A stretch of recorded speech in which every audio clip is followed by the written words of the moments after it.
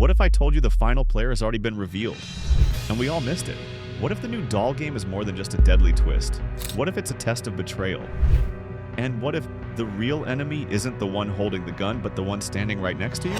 The new trailer for Squid Game Season 3 has dropped, and hidden inside are mind-blowing clues about the fate of Gi-hun. 날 안 죽였어.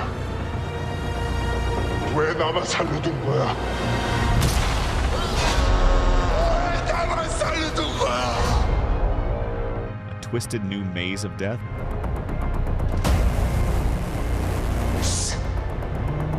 And a doll game that doesn't just test your balance, it breaks your spirit.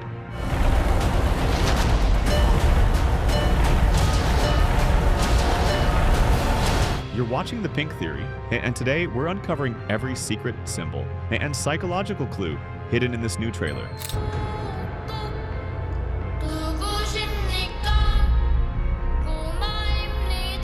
잠시 후 게임을 시작하겠습니다.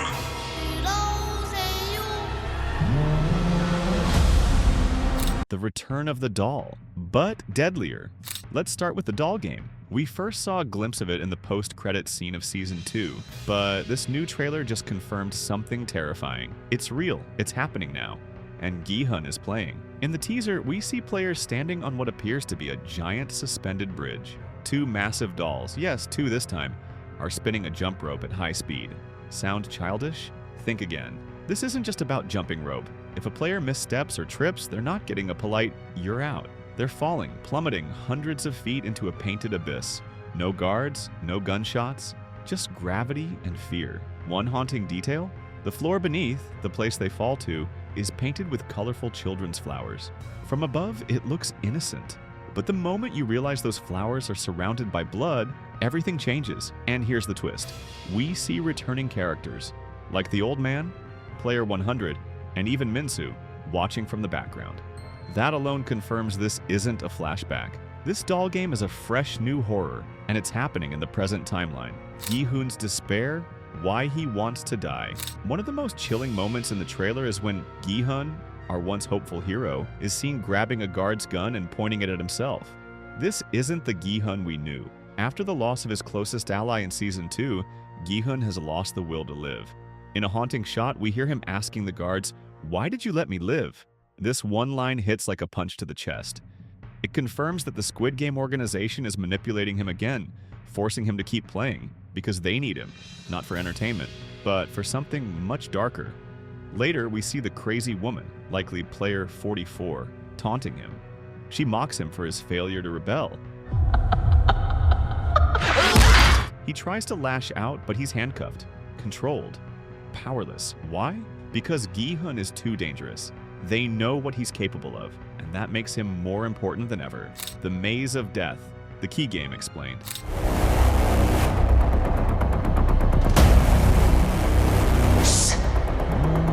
Let's talk about the game that's about to steal the show, the key game.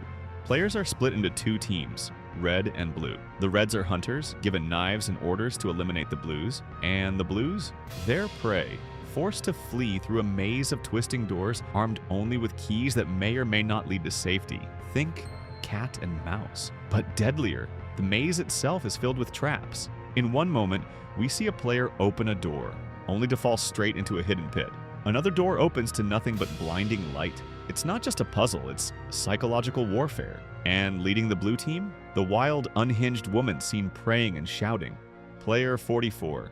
She claims to have powers to find the correct doors, but her breakdown later in the trailer where she slams the wall in despair shows the truth. There are no powers here, only luck or lies. The red team? Gi-hun becomes the hunter. Now here's where it gets twisted.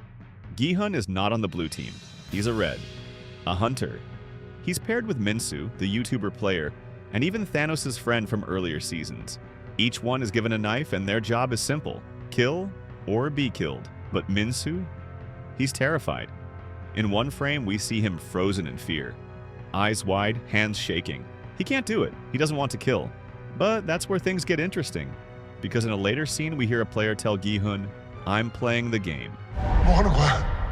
거긴 게임하지. The voice sounds eerily similar to Minsu. Could he have snapped? Could he have turned from coward to killer? If true, this could be one of the biggest betrayals of the season, and the final proof that the games don't just test your body, they warp your soul. Player 120, the quiet finalist? Now let's talk about Player 120. The trailer quietly shows her navigating the maze with a key, face bloodied, eyes focused, but here's what most people missed. That blood? It's not hers. She likely eliminated Player 226, one of the grumpy old man's loyal followers, in a brutal fight. We see her covered in blood in one scene, then later opening a door with sunlight beaming down on her face. Symbolism? Possibly, or maybe she found the exit. If that's true, Player 120 could be one of the rare survivors of this game, a silent underdog who outsmarted both enemies and allies. Family versus death, the elderly woman and her son.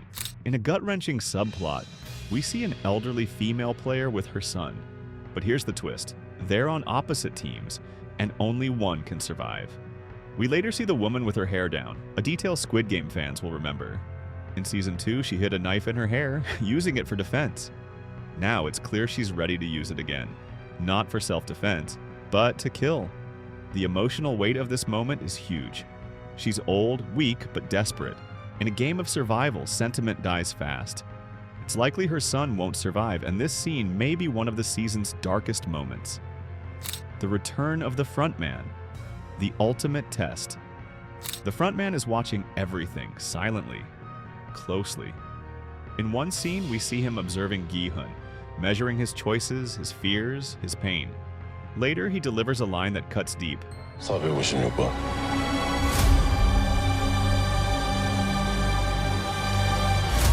아직도 사람을 믿나? Player 456. Do you still have faith in people? This is the soul of Squid Game.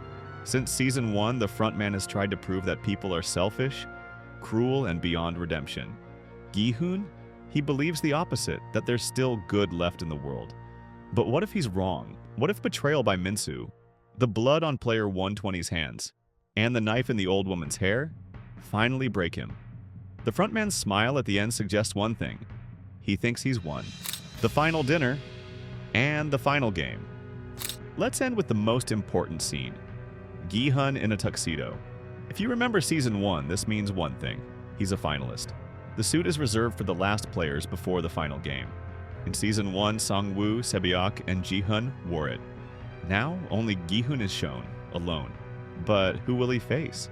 Some fans believe it will be Minsu. Others think it could be the Frontman himself.